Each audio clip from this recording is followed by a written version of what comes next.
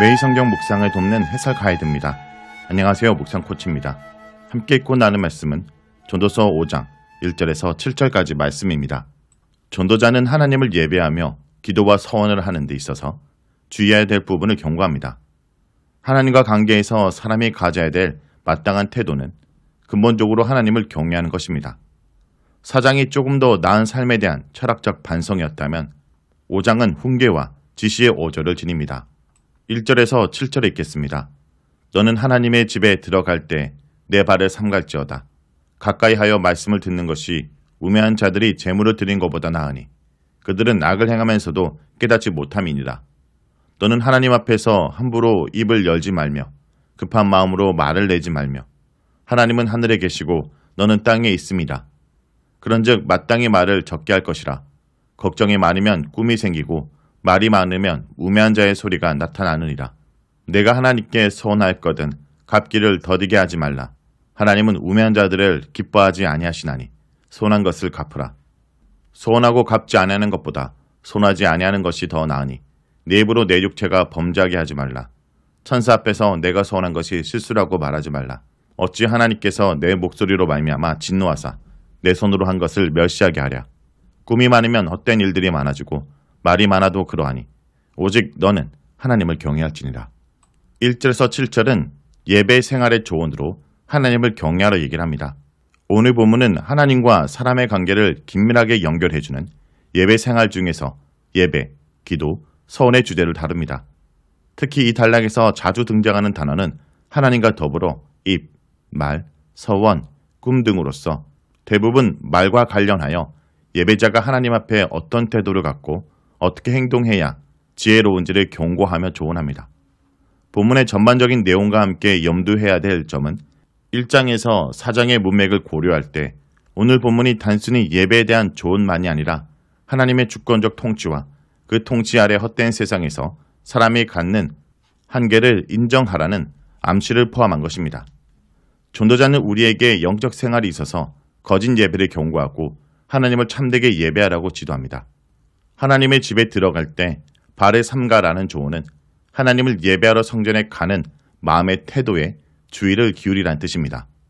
발을 삼가라 라는 말은 조심하라 라는 뜻으로 성전이 예배자의 발걸음만 왔다 갔다 하는 곳이 아니라 합당한 태도와 목적을 가지고 가야 함을 나타냅니다. 이스라엘 백성은 하나님의 처소인 성막이나 성전에서 하나님을 예배하고 제물을 드려야 했습니다. 그들은 하나님을 모세를 통해 가르쳐 주신 대로 적합한 제물을 준비해야 했고 제사장들의 가르침을 받아 하나님이 일러주신 적합한 절차를 따라 제사장의 인도하에 하나님께 제물을 드려야 했습니다. 그러나 예물에 따라 제물을 들고 성전에 가는 것 자체에만 치중하고 그것으로 예배자의 의무를 다했다 생각하면 그것은 큰 잘못입니다. 전도자가 지적하듯이 하나님께 귀를 기울이고 순종하기 위해 하나님께 가까이 나아가는 것이 예배자가 그의 처소를 방문하는 합당한 태도이며 목적입니다. 하나님도 그에게 가까이 하는 중에 그분의 거룩함을 보시고 사람들로부터 영광을 얻으라고 직접 말씀하셨습니다. 그러므로 예배자가 제물을 드리러 가기에 앞서 성전이 하나님이 계신 곳임을 상기하여 겸손히 하나님의 임재에 대한 두려움과 기대감을 가지는 것이 마땅합니다. 또한 하나님이 거룩하심을 기억하여 예배자 자신도 성결한 마음으로 흠없는 제물을 준비하여 나가는 것이 마땅합니다. 이와 같이 하나님의 임재에 대한 자각과 하나님께 가까이 나가고자 하는 간절함과 경외심 없이 제물만 드린다면 이는 전도자가 1절에서 지적하듯 우매와 악을 행하는 것입니다. 전도자는 이들이 잘못된 예배를 드리는 악을 행하면서도 그것이 악이라는 것조차 모르는 미련한 자임을 밝히며 하나님을 가까이 하여 그에게 귀 기울이는 것이 참되고 지혜로운 예배임을 다시금 확인시켜줍니다. 2절에서 3절에 전도자는 하나님께 말하는 것, 즉 기도에 대해 조언합니다. 이 기도에 대한 조언은 바로 다음에 나오는 주제인 서원과 자연스럽게 연결됩니다. 기도는 하나님을 예배하는 것이며 하나님과 친밀한 관계를 시작하고 지속하는 기본적인 행동입니다. 오로지 하나님의 백성만이 가질 수 있는 특권이며 하나님의 은혜입니다. 그러나 전도자는 이 특권을 누리는 데 있어서도 1절과 같이 합당한 태도와 행동이 요구되는 점을 설명합니다. 기도에 대한 전도자의 조언은 하나님 앞에서 말을 주의하라는 것입니다. 기도할 때 성급히 함부로 기도해서는 안 되며 불필요하게 말을 하는 것도 적절치 않다는 뜻입니다.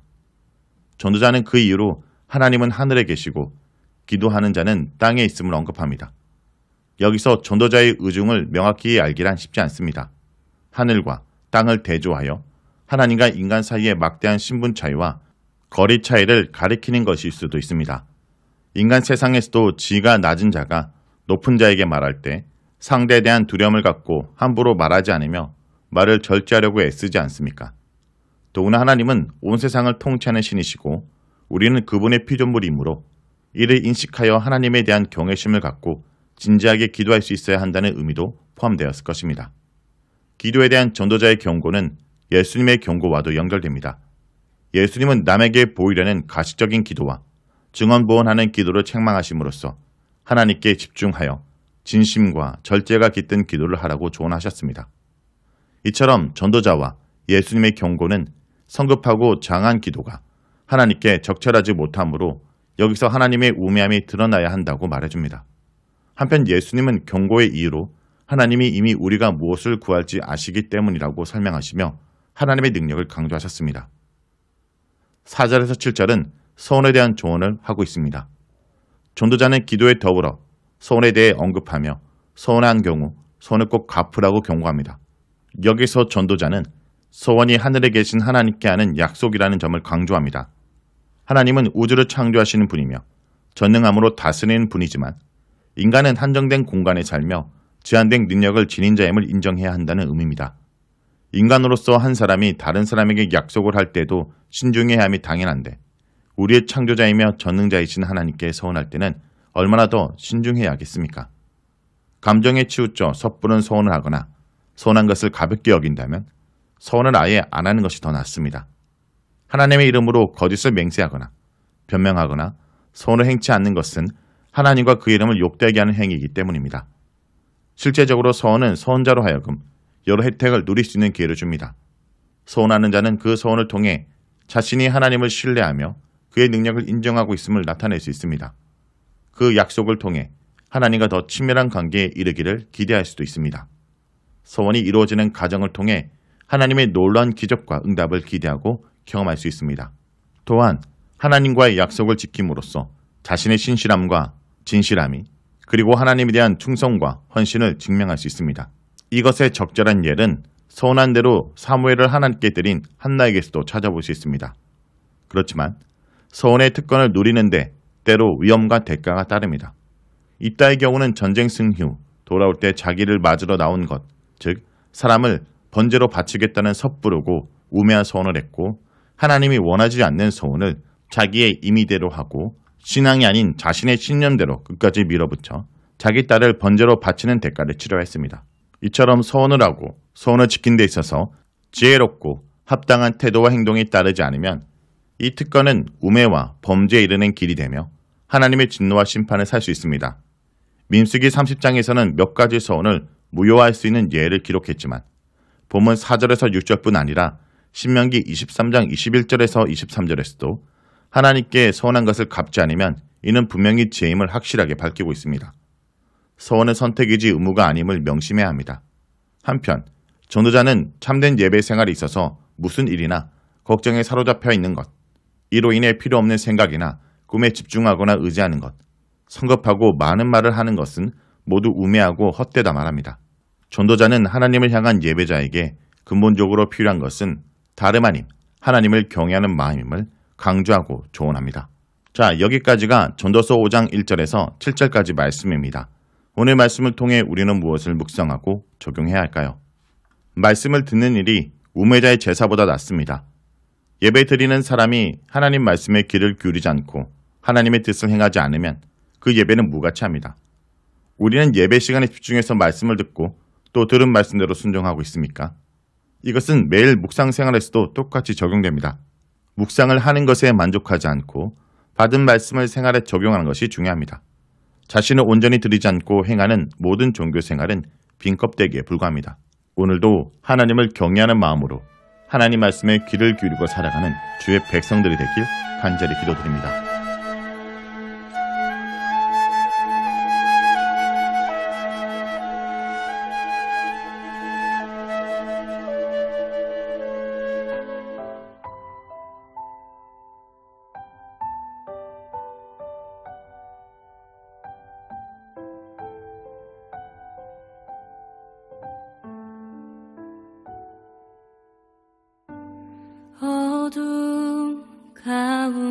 속에서도 여전히 빛이 되신 주, 바랄 수 없는 중에도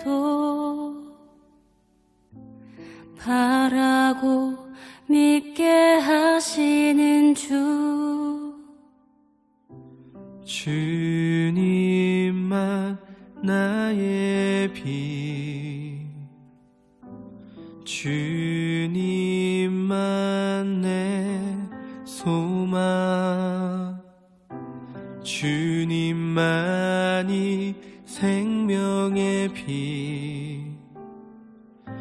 주님만이 산 소망.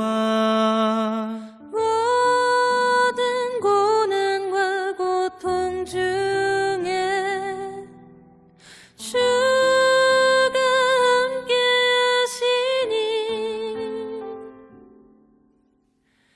끝모를 절망의 바닥이 소망의 반석되게 하시네. 나를 둘러싼 두려움보다 크신 주의 사랑이 소망 없는 내 삶 덮으시니 나의 끝은 예수의 시작되네.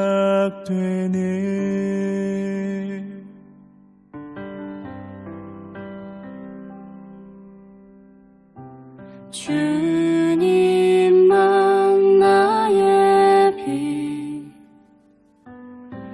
주님만 내 소망, 주님만 나의 빛, 주님만 내 소망, 주님만이 생명의 빛, 주님만이 산 소망.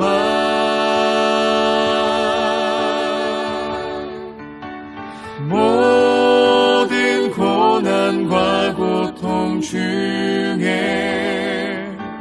주가 함께 하시니 끝모를 절망의 바닥이 소망의 반석 되게 하시네. 나를 둘러싼 두려움보다 크신 주의 사랑이 소망 없는 내 삶 덮으시니 나의 끝은 예수의 시작되네. 모든 고난과 고통 중에 주가 함께 하시니 끝모를 절망의 바닥이 소망의 반석 되게 하시네. 나를 둘러싼 두려움보다 크신 주의 사랑이 소망 없는 내 삶 덮으시니 나의 끝은 예수의 시작되네.